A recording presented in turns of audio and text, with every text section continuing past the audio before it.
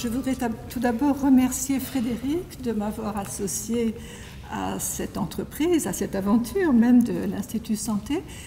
Frédéric m'avait contacté il y a 5 ans déjà pour me faire part de convergence entre ce que j'écrivais, ce sur quoi je réfléchissais, et ses propres préoccupations concernant le secteur de la santé. Comme vous l'avez dit, je ne suis pas du tout spécialiste du système de santé, mais je travaille en ce moment à une réflexion sur les transformations de l'État-providence, de l'État social, pour faire face aux transformations profondes de notre société. Et c'est sur ce point que je voudrais revenir avec vous.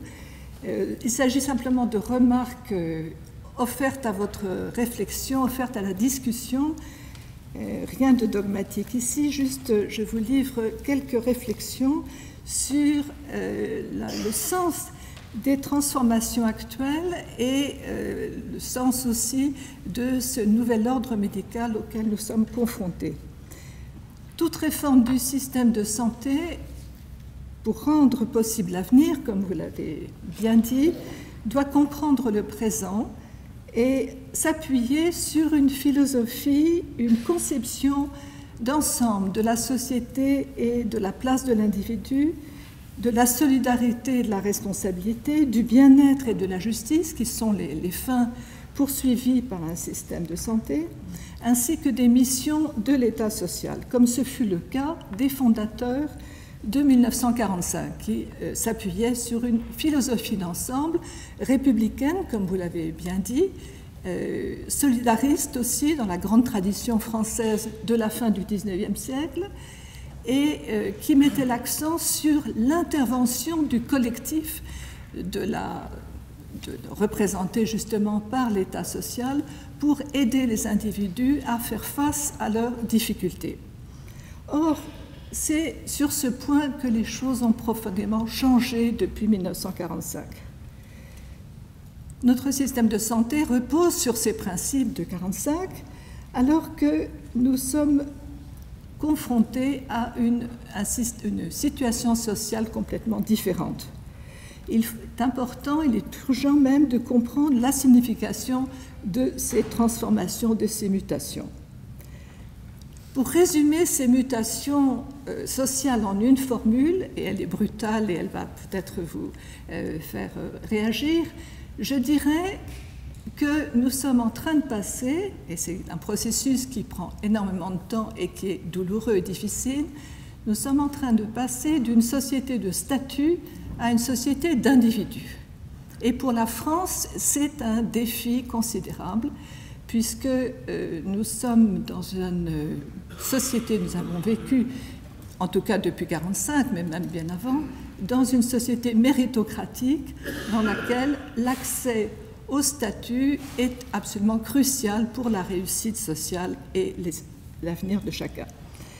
Or, la situation, à mon avis, et là je m'appuie sur un consensus général des sociologues français, nous sommes face à une situation tout à fait nouvelle, une société où les individus ne se définissent plus seulement par des statuts acquis ou des liens sociaux hérités, mais par des appartenances ou des allégeances choisies, où ils ont à faire la preuve de leur mérite, de leur qualité personnelle, et où ils aspirent effectivement à plus d'autonomie et d'égalité entre les personnes.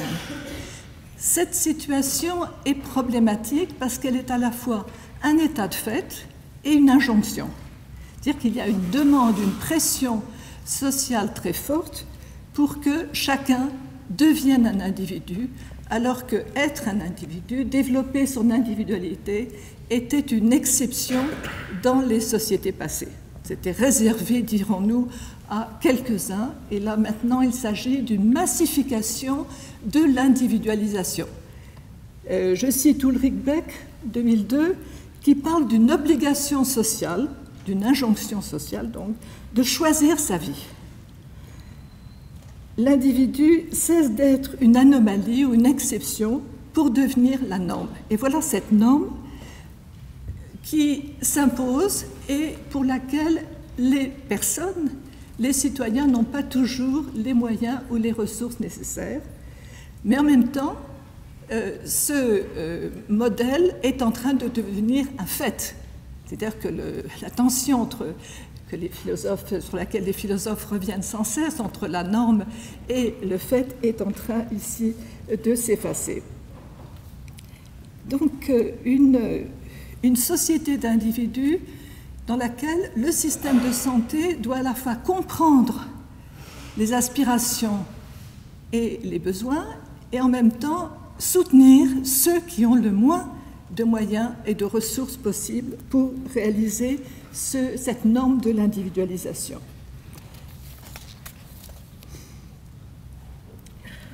Ceci est vrai, cette mutation, on la voit partout, elle est vraie dans le monde du travail, qui a subi des transformations absolument radicales depuis les années 80, avec l'émergence de ce qu'on appelle la société post-industrielle, etc. Je ne reviendrai pas là-dessus.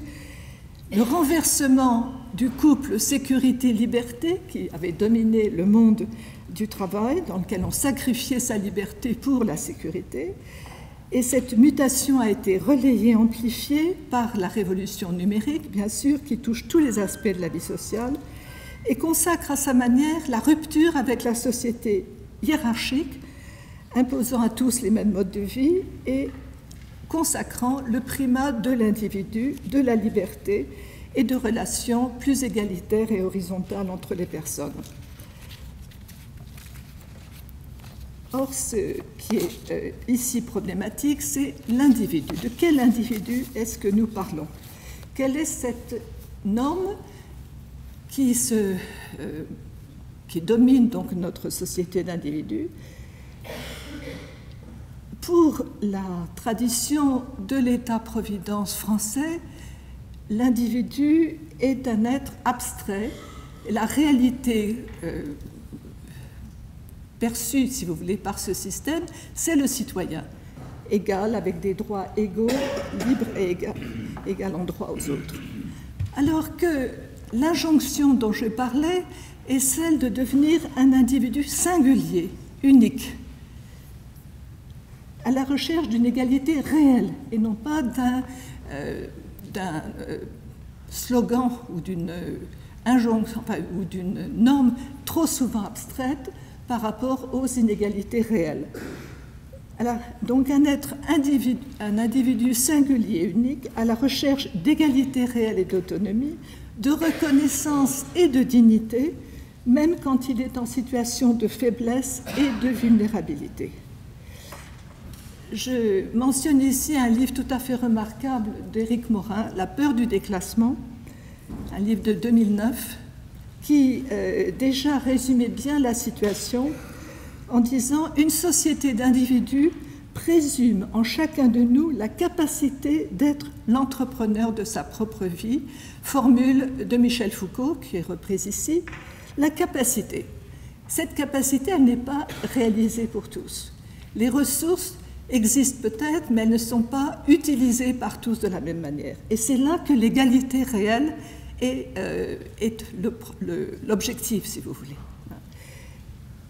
Entre la capacité et la réalisation, il y a un monde. Et c'est là que l'injonction de devenir un individu ou d'être un individu est la plus douloureuse pour ceux qui n'ont pas ces capacités ou qui n'ont pas pu les développer.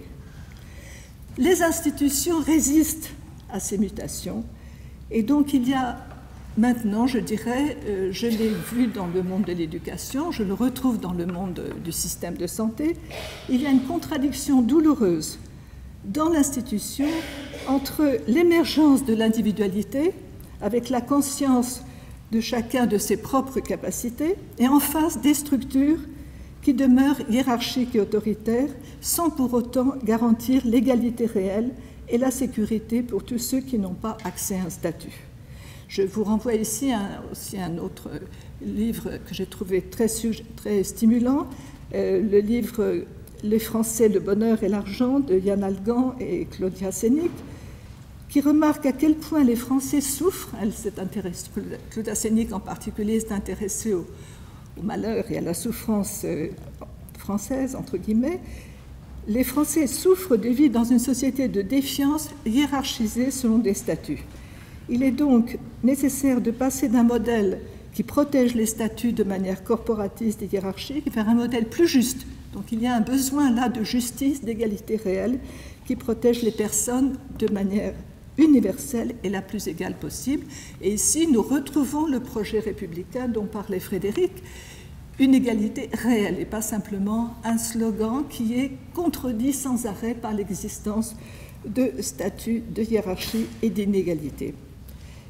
Alors, est-ce qu'une société d'individus peut être juste?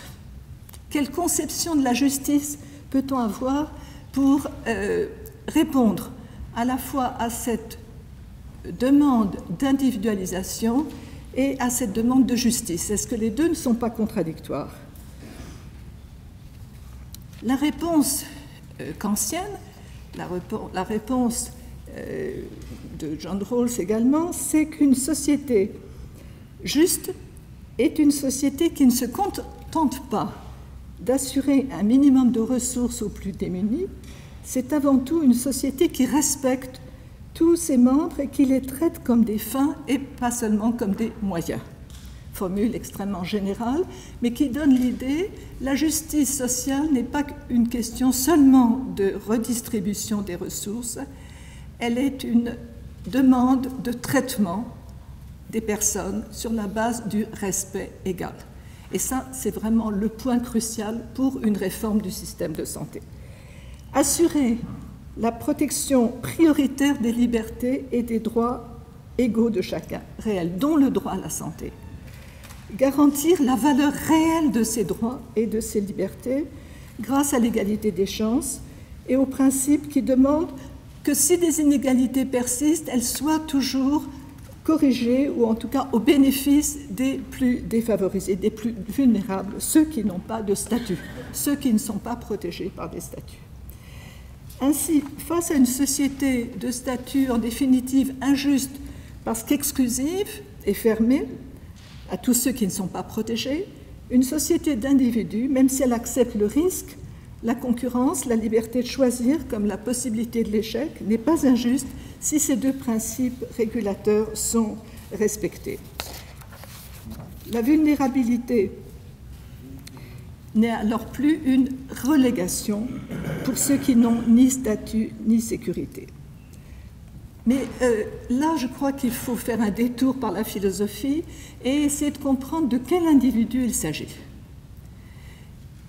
La caricature que l'on a de l'individualisme, comme disait Tocqueville, nos ancêtres parlaient d'égoïsme, nous parlons d'individualisme. Les deux mots sont devenus interchangeables. La caricature que nous avons de l'individu, c'est d'un être atomisé, refermé sur lui-même, soucieux uniquement de son intérêt et de la maximisation de sa satisfaction, sur le modèle de l'agent économique. Eh bien, c'est cette conception de l'individu qu'il faut faire évoluer, transformer en adoptant une perspective que j'appelle développementale, ou en tout cas temporelle, c'est-à-dire de concevoir l'être humain comme un être vivant, l'individu et l'individualité comme un être vivant qui se projette sur un horizon et dont les besoins ne peuvent être satisfaits qu'en relation avec son milieu, dans une sorte d'écologie sociale, si vous voulez, c'est-à-dire un système d'interdépendance sans lequel l'individualisation ne peut pas se faire. Donc comprendre l'individualité comme un processus, voilà la clé à mon avis, pour sortir des clichés et des préjugés à l'égard de l'individu ou de ce qu'on a appelé l'ère de l'individu. Sartre décrivait déjà cette vision en disant « l'important n'est pas ce qu'on fait de nous, mais ce que nous faisons nous-mêmes de ce qu'on a fait de nous », c'est-à-dire mettre au cœur de l'individualité ce qu'on appelle en anglais « agency », la capacité d'agir. Et c'est bien cette idée de capacité, ou encore de capabilité, pour reprendre l'expression d'Amartya Sen, de l'économiste indien Amartya Sen. L'important, ce n'est pas d'avoir une abondance de ressources, une quantité de ressources qui augmente sans cesse, et c'est là que nous rejoignons justement cette question de la transformation du système de santé. Le problème, c'est comment est-ce que les individus arrivent à utiliser ces ressources. La capacité, c'est la capacité de transformer les ressources inertes, l'argent, les subventions, etc., transformer ces ressources inertes en utilité, c'est-à-dire en bien-être ou en satisfaction ou en solution aux questions justement de vulnérabilité et de santé. Et c'est là, si vous voulez, que une réforme du système de santé doit se concentrer sur le développement des capacités ou des capacités. Donc, dans une société d'individus, l'action de l'État social, son rôle, est à revoir en très grande partie. Pour s'adapter à ce monde nouveau et répondre à ses besoins nouveaux, il doit viser avant tout, et là j'emploie encore une expression en anglais, empowerment, il doit viser l'empowerment, c'est-à-dire la mise en capacité des personnes au lieu de les traiter pour ce qu'elles ont l'air d'être, comme des choses, si vous voulez. Et c'est ça, cette transformation considérable vers laquelle nous devons aller, que nous devons viser. Chercher avant tout à mettre les citoyens en position de gérer leurs propres affaires, en particulier leur santé, et de participer à la coopération sociale, à la vie, sur un pied de respect mutuel dans des conditions d'égalité. Donc l'individu capable, entre guillemets, et le bénéficiaire, non plus le bénéficiaire passif des aides sociales et du système de santé, mais un acteur à part entière de sa santé qui devient sa responsabilité sur le long terme. C'est une évolution qui est en cours. Il ne s'agit pas d'une révolution. Je pense que la loi de 2002 sur les droits des malades et l'évolution du système de santé français va dans ce sens en partie. Mais il me semble que là, on peut avoir une conception d'ensemble, conception philosophique, si vous voulez, de l'individu, de ses rapports avec les autres, qui pourrait guider le système de santé. Et ce geste réformateur correspond, au fond, aux attentes d'un nouvel ordre médical qu'on peut décrire en s'inspirant un peu de Michel Foucault, mais disons qu'on peut décrire de la façon suivante comme un nouvel ordre de la clinique qui jusque-là était dominé par l'existence de crises et de maladies infectieuses, alors que maintenant c'est le chronique, maladie chronique qui domine le paysage, et vous voyez bien là le lien avec cette conception développementale de l'individu. C'est-à-dire que c'est tout au long de sa vie que l'individu est concerné par le système de santé. L'objet privilégié du soin n'est plus le corps, la matérialité, mais les conditions d'existence, le milieu de vie, le style de vie, comme on dit. Et les structures au centre du système ne sont plus seulement les espaces médicaux comme l'hôpital, les cliniques, mais la relation du patient avec son environnement. Les réseaux de soins, bien sûr, mais aussi son style de vie, ses choix quotidiens en matière de santé et d'hygiène de vie. La relation du médecin au malade, là aussi, ne peut que changer. Aux patients soumis, objets de soins, nous voyons se substituer progressivement un patient auquel on demande d'être l'artisan de sa santé, de participer à son parcours de santé, son parcours médical. Et le médecin est beaucoup plus un guide, un conseil qu'une autorité supérieure. Donc, si vous voulez, la conception que je vous propose de l'individualité comme processus de développement, de transformation avec un horizon temporel qu'il ne faut jamais oublier, cette conception cadre bien avec le rapport à la santé et le fait que maintenant c'est l'être humain dans sa totalité qui est l'objet et le sujet du système de santé. Pour conclure, je dirais que tous les aspects de ce système de santé sont à revoir, aussi bien le statut du médecin, le statut professionnel, social, symbolique du médecin, aussi bien que les représentations de la santé,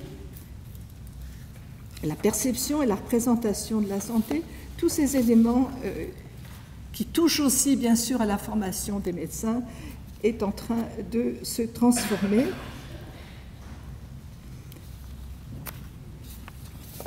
Et je conclurai en disant que les représentations traditionnelles de la santé avaient dépossédé l'individu de l'idée que sa santé dépend de lui, dans certaines limites bien sûr. C'est cette idée de l'être humain comme acteur de sa santé qu'il faut mettre au contraire au centre de tout projet de réforme. Les bouleversements sociaux que j'ai indiqués ne permettent plus de penser la santé sous la forme d'un sujet qui s'en remettrait passivement à l'État-providence. Le nouveau paradigme doit au contraire refléter ce nouvel ordre médical en mettant l'individu au sens défini plus haut, responsable et capable, au cœur du système de santé, par un processus donc d'empowerment qui le sort de sa minorité et de sa dépendance, de sa passivité, où il est traité comme un consommateur sans pouvoir et un patient sans savoir. C'est là que réside donc, à mon avis, l'objectif d'une réforme qui a quelque chose de succès, qui serait en phase avec ces transformations sociales, avec ces besoins et en même temps ces faits nouveaux que sont la demande, l'injonction sociale à devenir un individu. Merci beaucoup.